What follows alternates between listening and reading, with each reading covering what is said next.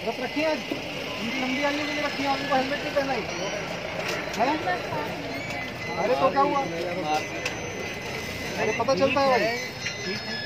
नहीं, एक हमारी तरफ से आपको करवा चौथ की भेंट पुलिस की तरफ से, बदले में आप हमको कीजिए प्रॉमिस, जब घर से निकले हेलमेट पहनाएंगे आप, ठीक है? आप वचन दीजिए जब घर से निकले हेलमेट पहन के निकलेंगे। आप पकड़ के दो भाई, वचन दो, अरे पत्नी दो, बोलिए। ठीक है, हम आपको मीडिया पे पहनाइए, आप पहनाइए, आप ले लीजिए।